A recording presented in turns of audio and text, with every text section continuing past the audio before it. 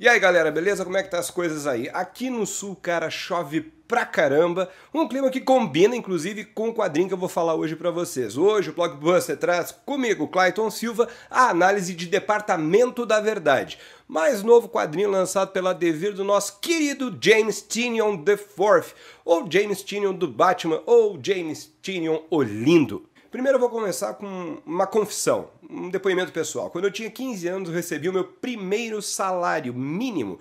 Eu era office boy e auxiliar de escritório e eu já colecionava quadrinhos, já tinha um tempo, já comprava livros, só que esse era o meu dinheiro.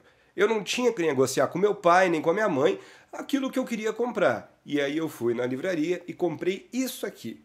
Se chama A Enciclopédia do Inexplicável, um livro de autoria de um cara chamado Jerome Clark.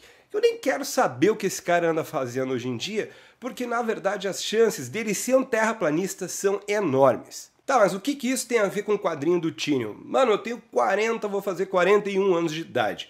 O Tynion é um pouco mais novo que eu, se eu não me engano ele tem 35, deve ter 36 no máximo aí. E a gente é de uma geração que cresceu com um tipo diferente de informação, mas que cresceu com a cultura pop num boom muito, digamos assim, semelhante ao que ele traz nesse quadrinho.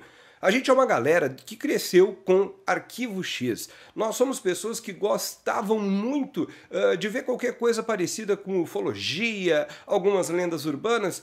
Só que a gente não tinha a internet para estar nesse nível de imersão que existe hoje. Eis então que esse cara, depois de destilar toda a sagacidade dele em Detective Comics, em Something is Killing the Children, The Woods, ele traz para nós este quadrinho maravilhoso que é Departamento da Verdade. A arte é uma coisa louca, louca, louca. É como se a gente pegasse um gibi que está aqui atrás de mim na minha prateleirinha dos da Dark Side, que é 30 Dias de Noite, do Ben Temple Smith, e misturasse com esse aqui, ó, Justiça Limitada, também conhecido como Justice Inc. nos Estados Unidos, que é um gibi do Andrew Helfer com arte do Kyle Baker. Isso tudo assim para dizer para vocês, cara, que não é um gibi de fácil assimilação em termos visuais, mas é um desbunde se tu faz como eu fiz, que é ler aos poucos, ler mais ou menos 30, 50 páginas cada vez que tu sentar e for degustar essa história. Tá, mas do que trata Departamento da Verdade? Bom, vamos lá, porque como diria Medo e Delírio em Brasília, é agora que o bicho vai pegar. O gibi traz a história de Cole Turner, um agente do FBI que, quando era criança, ele teve uma experiência muito traumática. Então, com o passar do tempo, ele foi se especializando especificamente em teorias da conspiração, em cultos, essas porcarias que só atrapalham o desenvolver, o andamento da nossa sociedade. Eis então que um belo dia, sobre um determinado aspecto, ele está lá investigando uma coisa e ele descobre o que ele nunca pensou que fosse realmente a verdade.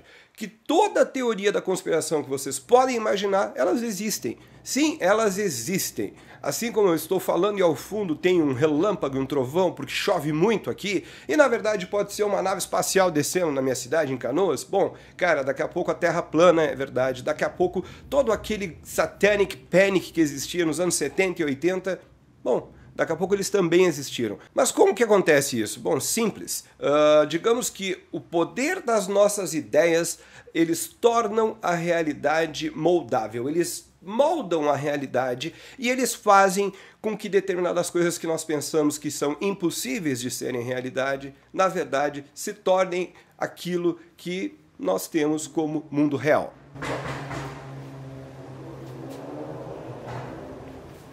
Eu adoro porque engenheiros do mundo inteiro trabalham para a surdina de uma moto não fazer barulho e o brasileiro consegue resolver isso em 5 minutos e a gente ouve o que vocês ouviram ao fundo. Mas voltando para o gibi. Cara, ele descobre isso de uma maneira muito louca porque ele presencia um fenômeno que ele nunca pensou que pudesse ser possível. Ao mesmo tempo que ele presencia isso, ele é salvo, resgatado e levado para um lugar chamado o Departamento da Verdade, cuja a figura que comanda o Departamento da Verdade é uma das figuras que se envolveu numa das maiores tramas conspiratórias do século XX. A ficha comercial da Devir já meio que entrega, muita propaganda entrega, mas eu vou deixar vocês lerem, porque esse é um plot twist tão bacana quanto os das primeiras páginas de Something is Killing the Children. O Tynion, ele merece respeito, porque ele tem a capacidade de nos surpreender de verdade. Tudo que é doideira que vocês podem imaginar está aqui. O QAnon, Pizzagate, o aeroporto de Denver, o Satanic Panic, e a gente vê a construção ou a desconstrução disso tudo nos últimos 30, 40 anos. A gente tem um mergulho na origem, lá atrás, de como os meios de comunicação de massa eram utilizados para moldar a realidade. Não se esquece, o Tinion é um cara mais ou menos da mesma idade que eu. Nós não tínhamos o que vocês, galerinha, têm hoje, que é essa internet capilarizada, ramificada, cheia de loucura, 4chan, 8chan, sei lá mais o que chan. Nós tínhamos alguns sites, depois que a internet já estava bombando, nós tínhamos televisão, e a televisão aparece aqui como um veículo de alienação poderoso. Acima de tudo, está aqui algo que é muito presente nos Estados Unidos, mas que é presente também na sociedade brasileira, na sociedade europeia, que é o medo do outro, do medo do desconhecido. Aquilo que para nós é estranho, automaticamente a gente começa a enxergar como algo que não é bem o certo. Bom, mas não é assim que eu faço, não é assim que a minha família aceita determinada coisa há tantas gerações. Bom, então isso não é a coisa mais certa. Esse é também um dos motores de Departamento da Verdade. Como nós somos capazes de contribuir ou não para esse processo de alienação coletiva e quais serão as consequências dessa alienação coletiva? Numa entrevista recente, o Tinion falou, cara, que ele sempre quis fazer um gibi assim porque ele é muito fã dos gibis do quê? Do selo Vértigo, que infelizmente o Alan Moore está dizendo que é pior que o Black Label, mas não é sobre o Alan Moore esse vídeo, né? Mas o selo Vértigo nada mais é que a iniciativa mais foda dos quadrinhos nos últimos 35, 40 anos. Temos que entender a relevância disso. Ele falou num podcast, uma live, que eu vou colocar embaixo na descrição aqui o link, que ele gostava muito de gibis como Fábulas, Invisíveis, ele curtia pra caramba todo aquele, digamos assim, modo de explicar algo que os gibis da Vertigo tinham. Tu ia ler um gibi da Vertigo e tu acabava entendendo um pouco mais sobre um assunto, mesmo que essa não fosse, digamos assim, a trama por trás daquela publicação. Vou dar um exemplo aqui. Esses dias eu estava relendo Shade, O Homem Imutável, e o que tem ali? Cara, tem um mergulho na alma ferida dos Estados Unidos e tudo aquilo que aconteceu com uma população que perdeu John Kennedy, perdeu um presidente assassinado. A gente tem um cara vindo de outro planeta? A gente tem, mas ao mesmo tempo a gente vê ali um processo de autoanálise dos americanos muito legal e que só o Peter Milligan poderia ter feito. Em Departamento da Verdade, o Tinion faz isso com a gente. E é incrível a capacidade que ele tem de misturar tanta coisa. Eu imagino como ele se divertiu e como ele sofreu pesquisando tanta gente burra, tanta gente alienada e tanta coisa perigosa ao mesmo tempo que pode acontecer.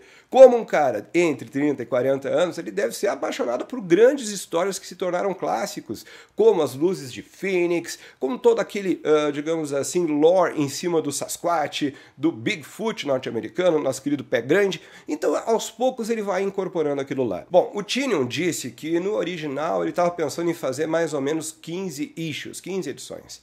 Só que ele começou a ver o sucesso, ele viu que tinha pano para manga e ele hoje disse, cara, que no mínimo aí nós vamos ter 5, 6 arcos bem bacanas a respeito disso, antes dele mergulhar no que veio antes, que é o que como se estrutura o Departamento da Verdade e como que isso teve gênese lá muito atrás. E aí preparem-se, porque ele vai explorar conspirações ligadas à igreja e quem sabe a gente não tem até a Santa Inquisição sendo trabalhada por esse autor tão bacana que a gente gosta tanto. Eu não tive acesso ao TPB, mas eu imagino que vai ser como fizeram com Something is Killing the Children. 2 encadernados americanos compilados numa única edição com um tratamento gráfico que todo mundo sabe, qualidade da Devir é lá em cima. Departamento da Verdade foi indicado a 2 Eisner, o de melhor série nova em 2021 e o de melhor série contínua em 2022. O Tinion tem ganhado tudo que vocês podem imaginar, ele faz gibi já com cheirinho de prêmio, então a gente sabe que tem qualidade.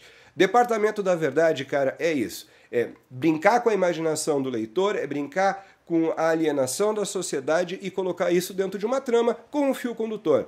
Apostem, o Cole Turner, esse agente do FBI, ele tem um papel muito grande a desempenhar nessa trama, e de um lado ele tem uma figura histórica muito importante que guia o Departamento da Verdade, e do outro lado ele tem um grupo muito louco que quer cooptar ele, quer virar ele, a casaquinha dele para o outro lado, para ele poder ser, na verdade, um agente duplo ou um elemento de disrupção em todo este emaranhado burocrático de espionagem que o governo norte-americano esconde da gente. Bom, é óbvio que eu também tenho que indicar alguma coisa, eu gosto sempre de variar a mídia e botar coisas parecidas para a galera consumir. Então eu vou dar algumas dicas a partir de agora, para depois que vocês tiverem lido o Departamento da Verdade, continuarem aproveitando um conteúdo mais ou menos parecido. O primeiro delas é, vai no Star Plus e assiste Arquivo X. Se você é novo, se você é nova, se você ainda não conhece isso, acha que é uma coisa meio datada, esquece, cara. Arquivo X é genial, é maravilhoso. Departamento da Verdade tem uns flashbacks que vai remeter bastante à série e trabalha inclusive casos de semana, digamos que investigações lembram alguns episódios. E isso é assumido pelo Tynion como fã de tudo que rolou nessa série maravilhosa que tinha na Fox, com nosso queridíssimo Fox Mulder e a nossa Dana Scully, a agente cética, porém cristã. Agora, se você quer uma coisa assim, um pé na loucura mesmo, Welcome to the Night Vale é uma iniciativa, eu já tenho um vídeo falando sobre isso, quando eu listo alguns podcasts bacanas para vocês escutarem. Welcome to the Night Vale é uma estratégia multimídia com livro, com apresentação em teatros, com um podcast extremamente bem produzido, e que simplesmente ele faz com que todas as histórias malucas e teorias da conspiração sejam verdade e se passem na cidade de The Night Vale. Cara, vale muito a pena, muito a pena. Vai no Spotify, baixa uns 2 ou 3 episódios. Quem manja os inglês aí vai amar, e quem quiser ler em português, tem esse livrinho aqui, editado pela Intrínseca, que não é caro, que eu comprei, que é delicioso de ler. Além de Arquivo X e de Welcome to the Night Vale, o Globoplay tem, através daquele Lionsgate, que dá para fazer também pela Amazon, pela Apple, ou seja, naqueles streamings secundários, mas tem uma série que é maravilhosa chamada The Capture. Cara, essa série aquece o coração e ela mostra o perigo do deepfake. A gente consegue analisar como o deepfake é feito e quais são as consequências de um deepfake bem produzido para a sociedade britânica. Cara, a gente tem uma investigação em cima da morte de uma pessoa e essa investigação é desvendada e revela uma conspiração grande pra caramba. Essa série tem 2 temporadas e tem a presença do nosso querido Hellboy, Ron Perlman. O resto do elenco não é tão conhecido, mas a gente tem a Holliday Grainger como protagonista. Ela já fez aí uma série que eu acho bem bacana, mas também não é muito conhecida, que é CB Strike. E nós temos Papa S. Edu, o cara de Gangs of London, Project Lazarus, o cara que tá em I May Destroy You, em Mendo, Estúdio A24, cara, esse louco é muito bom. Ele entra na 2ª temporada fazendo um ministro da Inglaterra, lá não o primeiro-ministro, um ministro, e ele deixa ainda melhor a série. Galera, era isso, voltei aqui dando 1001 dicas, espero que vocês tenham gostado do vídeo, não esquece de dar o like, de assinar o canal, de espalhar a palavra, e em seguida a gente volta aí com mais coisa bacana pra vocês. Forte abraço!